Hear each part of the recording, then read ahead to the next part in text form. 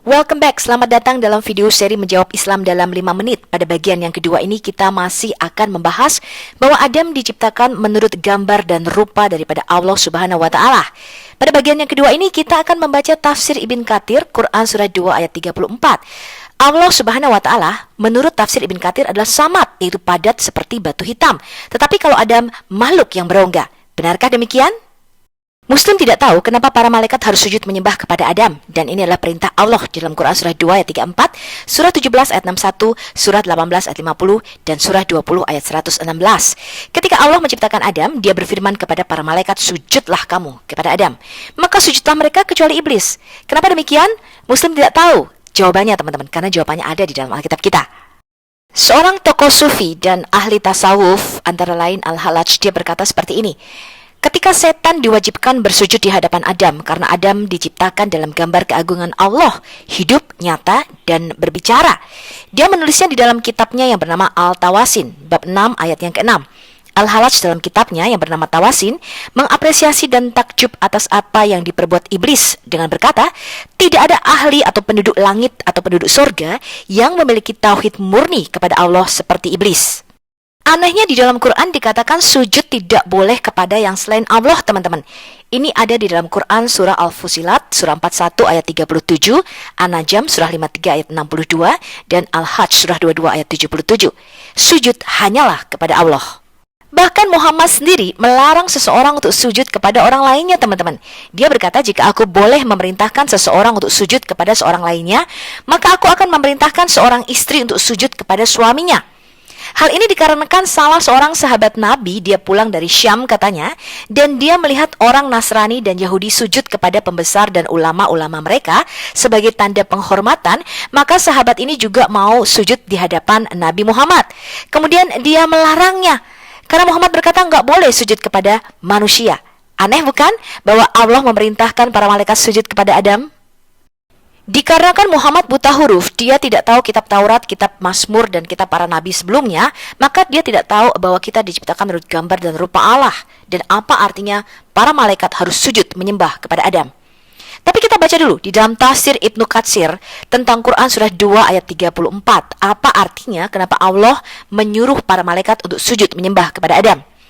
Ibnu Jarir mengatakan telah menceritakan kepada kami Muhammad ibnu Bashishar, telah menceritakan kepada kami Adi ibnu Abu Adi dari Auf, dari Al-Hasan yang mengatakan iblis itu sama sekali bukan termasuk golongan malaikat, dan sesungguhnya iblis itu asalnya dari golongan jin seperti Adam asalnya dari golongan manusia.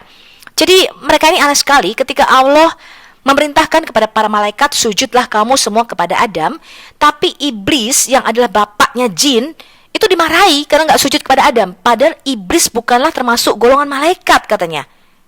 Aneh bukan? Kemudian dikatakan seperti ini teman-teman, dari Sa'id ibnu Mas'ud yang mengatakan dahulu para malaikat ini memerangi jin, dan iblis yang saat itu masih kecil, jadi masih baby, tertawan. Jadi iblis ini waktu masih baby ditawan oleh para malaikat. Lalu iblis hidup bersama para malaikat dan ikut beribadah dengan mereka. Jadi ketika para malaikat diperintahkan sujud kepada Adam, mereka sujud kecuali iblis, dia membangkang. Karena itulah disebutkan di dalam firman-Nya kecuali iblis, dia adalah dari golongan jin. Surah Al-Kahfi ayat yang ke-50. Karena mereka kehilangan kitab Taurat, mereka tidak tahu teman-teman bahwa iblis ini adalah malaikat yang jatuh di dalam Alkitab kita. Jadi inilah teologi-teologi yang aneh di dalam Islam karena mereka kehilangan kitab-kitab sebelumnya. Jadi kalau Anda tanya kepada RT 6 siapa itu iblis, mereka akan menjawab iblis adalah dari golongan jin, terbuat dari api, bapaknya para jin, teman-teman. Mereka tidak tahu bahwa iblis di dalam Alkitab adalah malaikat yang jatuh atau the fallen angels. Maklum ya teman-teman, namanya saja juga umat buta huruf, dipimpin oleh seorang nabi yang juga buta huruf. Kita baca ya lanjutan Ibnu Katsir. Lalu Allah memerintahkan agar dihadapkan kepadanya tanah liat untuk menciptakan Adam. Kemudian tanah itu dihadapkan kepadanya. Maka Allah menciptakan Adam dari tanah liat, yakni tanah liat yang baik, berasal dari lumpur hitam yang diberi bentuk dan berbau tidak enak. Sesungguhnya pada mulanya dari tanah, kemudian menjadi tanah liat yang diberi bentuk. Allah menciptakan Adam dari tanah liat itu dengan tangan kekuasaannya sendiri. Jadi dibuatlah patung yang bernama Adam. Pada waktu itu Adam masih berbentuk patung yang kosong, teman-teman. Adam didiamkan tergeletak selama 40 malam berupa jasad. Sedangkan iblis selama itu selalu mendatanginya dan memukulnya dengan kakinya. Maka tubuh Adam mengeluarkan suara seperti suara tembikar yang dipukul. Hal inilah yang disebut di dalam firman-Nya, dari tanah kering seperti tembikar. Ar-Rahman ayat yang ke-14. Bahkan di beberapa kitab lainnya dikatakan Adam itu diciptakan 500 hasta, teman-teman, atau kurang lebih 223 meter. Dan malaikat sangat terkagum-kagum akan patung yang bernama Adam ini. Tetapi seperti biasa, iblis sangat pintar, teman-teman. Makhluk yang jenius. Iblis berkata, untuk tujuan apakah kamu diciptakan? Pada waktu itu Adam masih menjadi patung. Lalu iblis itu masuk melalui mulut Adam dan keluar lewat lubang dubur Adam. Kemudian iblis berkata kepada para malaikat, janganlah kalian takut kepada makhluk ini, karena sesungguhnya Tuhan kalian itu somat, yaitu padat, sedangkan makhluk ini berongga. Jika aku dapat menguasainya, niscaya dia benar-benar akan kubinasakan. Anda bisa lihat dalam 2 video saya arti kata somat, ya teman-teman. Artinya adalah tidak berongga, padat atau solid, seperti batu hitam yang licin. Kemudian setelah sampai waktu peniupan roh yang dikehendaki oleh Allah, maka Allah berfirman kepada para malaikat, maka apabila kutiupkan padanya, pada Adam, sebagian dari rohku, maka sujudlah kalian kepadanya.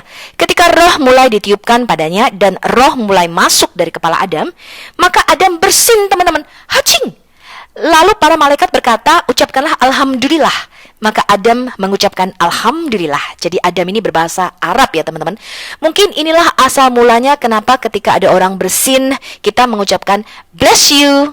Muhammad juga berkata di dalam beberapa hadis lainnya, Adam itu diciptakan di dalam gambar atau citra Ar-Rahman. Ibn Hajar di dalam kitabnya Fathul Bari, dia mengatakan Al-Maziri dan orang-orang yang mengikutinya telah menolak keaslian penambahan ini, yang berarti pada citra Ar-Rahman. Karena apa yang telah ditetapkan di sebagian besar rantai transmisi hadis adalah Allah menciptakan Adam dalam bentuknya. Kemudian dia berkata jika itu otentik, maka diambil dengan cara yang sesuai dengan keagungan Allah. Ulama Islam yang sangat terkenal, Ibnu Taimiyah, dia berkata, tidak ada perselisihan di antara para salafi dalam 3 generasi pertama bahwa kata ganti tersebut merujuk kepada Allah, sebagaimana telah diuraikan dalam banyak cara yang berbeda dari para sahabat. Dan ini diriwayatkan dari sekelompok ulama yang dikenal memiliki pengetahuan dan mengikuti sunnah dalam sebagian besar urusan mereka, seperti Abu Sur, Ibn Gusaimah, Abu Sheikh Al-Asyafani, dan lain-lain. Dan di dalam konteks semua hadits menunjukkan hal itu. Ahli sunnah wal jamaah, dia menegaskan atribut Allah memiliki gambar dan kita harus percaya di dalamnya. Mereka menyatakan bahwa itu harus diterima apa adanya tanpa menyangkal, mengubah atau menggambarkannya, dan tanpa menyamakannya dengan ciptaannya. Al-Ajuri berkata setelah meriwayatkan hadis mengenai gambar Allah ini adalah dari tradisi yang wajib diyakini oleh umat Islam, tanpa mengatakan bagaimana atau mengapa, melainkan diterima dengan kepasrahan dan keyakinan bahwa itu benar, dan dengan menahan diri dari mencoba menjelaskannya, seperti yang dikatakan oleh para imam muslim yang lalu. Jadi muslim harus percaya ya bahwa manusia diciptakan menurut gambar Allah. Ini kata Muhammad sendiri, diriwayatkan di Sahih Muslim nomor 2612. Abu Hurairah meriwayatkan dari Muhammad, jika salah satu dari kalian bertengkar dengan saudaranya, biarlah dia menghindari wajahnya, karena Allah menciptakan Adam menurut gambarnya sendiri. Kata-kata Nabi Muhammad, Adam diciptakan menurut gambar Allah, berarti bahwa Allah menciptakan Adam menurut gambar atau rupanya sendiri. Karena Allah memiliki wajah, mata, tangan, dan kaki, dan Adam juga memiliki wajah, mata, tangan, dan kaki. Tapi itu tidak berarti bahwa hal-hal ini persis sama. Ini kata Syekh Muhammad Ibnu Utsaimin, teman-teman. Tapi tidaklah demikian artinya di dalam Alkitab kita. Dalam hadis riwayat lainnya dari Ibn Abi Hashim dari Ibn Umar, dia berkata bahwa Muhammad pernah berkata, jangan mengatakan semoga Allah merusak wajahmu, yaitu suatu bentuk kutukan dalam bahasa Arab. Karena anak-anak Adam diciptakan menurut gambar Ar-Rahman.